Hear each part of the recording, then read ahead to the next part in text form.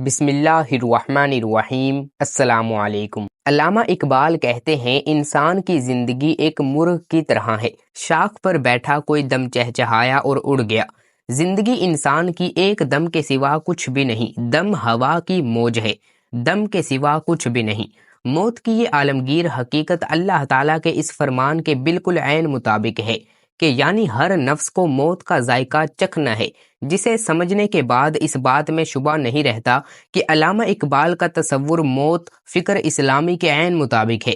اب اس بارے میں تو ہر انسان بخوبی جانتا ہے کہ سب مخلوقات نے مرنا ہے، لیکن کب مرنا ہے یہ بات انسان کی پیدائش سے لے کر اب تک سوالیہ نشان بنی ہوئی ہے، حتیٰ کہ سائنسدان بھی اس قدر حیرت انگیز ترقی کے باوجود بھی اس سوال کا جواب جاننے سے قاصر ہیں، کیونکہ اللہ تعالیٰ کی طرف سے موت کی مقررہ مدت ایک راز ہے، لیکن قرآن و حدیث سے کچھ ایسی نشانیوں کا ذکر ملتا ہے جو موت کے قریب اکثر لوگ محسوس کرتے ہیں، اور سب سے پہلی نشانی جسے سکرات کا نام دیا گیا ہے کہ اس بارے میں قرآن پاک میں اللہ تعالیٰ کا فرمان ہے کہ موت کے سکرات کا وقت یعنی موت سے پہلے سختی ہونے کا وقت اپنے حق کے ساتھ آ گیا، یہی وہ چیز تھی جس سے تو بہت بچتا تھا۔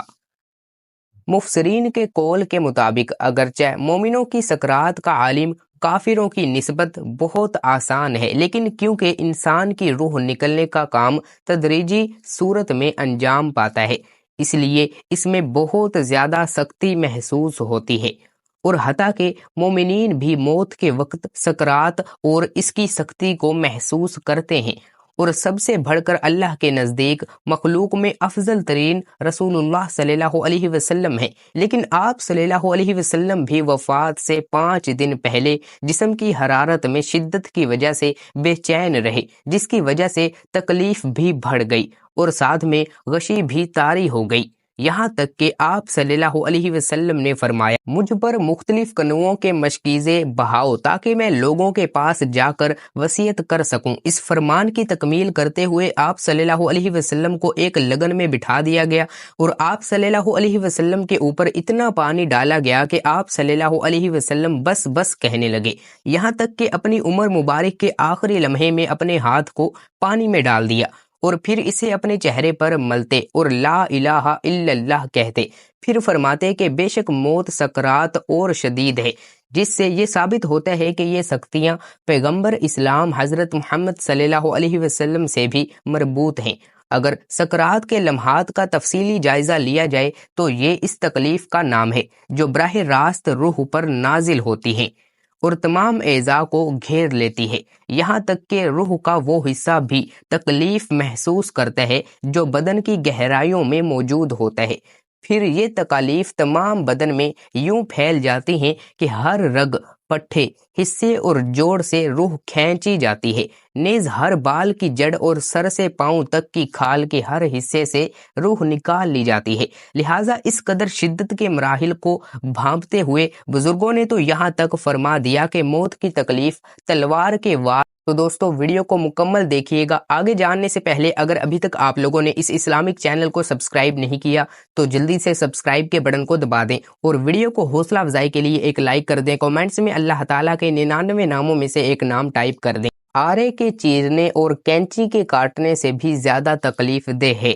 اس کے علاوہ مزید کہا جاتا ہے کہ موت کے قریب انسان کا رنگ مٹیالہ ہو جاتا ہے، گویا مٹی سے بھرا تھا تو مرتے وقت بھی مٹی ظاہر ہوتی ہے۔ اس کے بعد ہر رگ سے روح نکالی جاتی ہے، جس کی وجہ سے تکلیف جسم کے اندر باہر ہر جگہ پھیل جاتی ہے، ہونٹ سوکھ جاتے ہیں، زبان سکڑ جاتی ہے اور انگلیاں نیلی پڑ جاتی ہیں۔ پھر آہستہ آہستہ جسم کے ہر حصے پر موت طاری ہوتی ہے، پہلے قدم ٹھنڈے پڑتے ہیں، پھر پنڈلیاں اور پھر رانیں ٹھنڈی پڑ جاتی ہیں،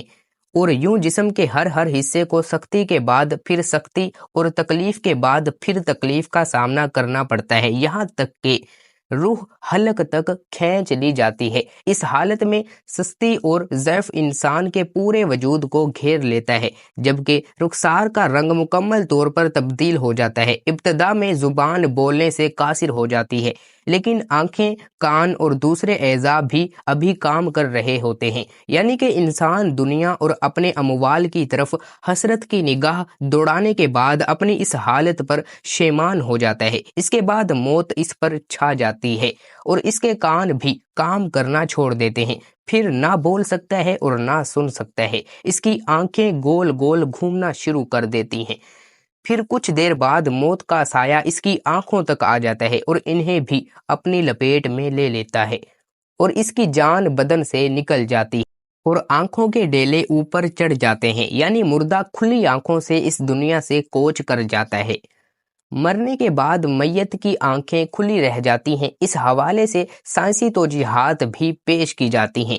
تاہم ہی سوال کہ مرنے کے بعد میت کی آنکھیں کیوں کھلی رہ جاتی ہیں، تو اس کا جواب خود حضرت محمد صلی اللہ علیہ وسلم نے دیتے ہوئے رب تعالیٰ کے اسرار سے قیامت تک آنے والے انسانوں کو آگاہ فرما دیا۔ آپ صلی اللہ علیہ وسلم نے فرمایا تھا کہ جب کوئی فوت ہوتا ہے، اس کی آنکھیں ایک ایسا منظر دیکھ رہی ہوتی ہیں جو زندوں کو نظر نہیں آتا، جبکہ احادیث کی مستند کتابوں ابو مسلم اور ابن ماجہ کی روایت کے مطابق جب صحابی رسول حضرت ابو سلمہ رضی اللہ تعالی عنہ کا آخری وقت آیا تو رسول کریم صلی اللہ علیہ وسلم ان کی عیادت کے لیے تشریف لائے۔ وہ اس وقت وہ نزا کے عالم میں تھے،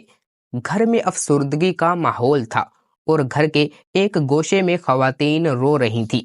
اس موقع پر آپ صلی اللہ علیہ وسلم نے فرمایا کہ جب میت کی جان نکل رہی ہوتی ہے تو اس کی نگاہیں پرواز کرنے والی روح کا پیچھا کرتی ہیں، لہٰذا تم دیکھتے نہیں کہ آدمی مر جاتا ہے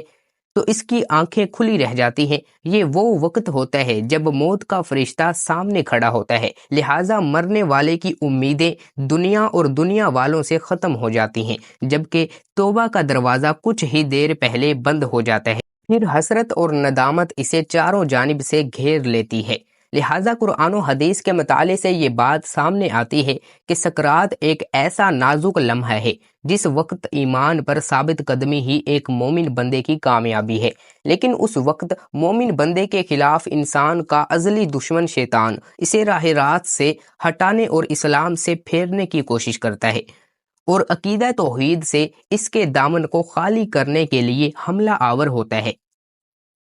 اور مختلف ریبانہ انداز میں دھوکے دیتا ہے، کیونکہ اس حالت میں انسان اس قدر خوف زدہ، پریشان اور حیرانگی کے عالم میں تنہا کھڑا ہوتا ہے کہ اسے کسی اپنے کے سہارے کی شدید ضرورت محسوس ہوتی ہے اور شیطان اس ضرورت سے فائدہ اٹھاتے ہوئے اس پر مختلف طریقوں سے حملہ آور ہوتا ہے۔ اللہ تعالیٰ سے دعا ہے کہ وہ ہمیں موت کی ان تمام سختیوں سے محفوظ فرمائے۔ اللہ پاک ہمیں نیک عمل کرنے کی توفیق عطا فرمائے۔ اللہ پاک میری اور آپ کی بخشش فرمائے، آمین۔ ناظرین، کمنٹ باکس میں اللہ تعالیٰ کے 99 ناموں میں سے ایک نام ثواب کی نیت سے ضرور ٹائپ کر دیا کریں، اور اگر ابھی تک آپ لوگوں نے اس Islamic channel Owais Islamic world کو سبسکرائب نہیں کیا تو جلدی سے سبسکرائب کے بٹن کو دبا دیں اور ساتھ ساتھ بیل آئیکن کے بٹن کو بھی دبانا مت بھولیے گا، تاکہ ہر آنے والی نئی اسلامک ویڈیو کا نوٹیفیکیشن آپ تک پہنچتا رہے۔ ویڈیو کو حوصلہ افزائی کے لیے ایک لائک کر دیں اور کمنٹس میں اپنی رائے کا اظہار ضرور کیجیے گا، ہو سکے تو ویڈیو کو شیئر بھی کر دیجیے گا۔ اللہ پاک اس ویڈیو میں کی گئی کسی بھی قسم کی کمی کوتاہی کو اپنے فضل و کرم سے معاف فرمائے، کسی بھی قسم کی غلطی کو اپنے فضل و کرم سے معاف فرمائے۔ اللہ پاک ہم سب کا حامی و ناصر ہو۔ اللہ پاک ہم سب کو اپنے حفظ و ایمان میں رکھے۔ اللہ حافظ۔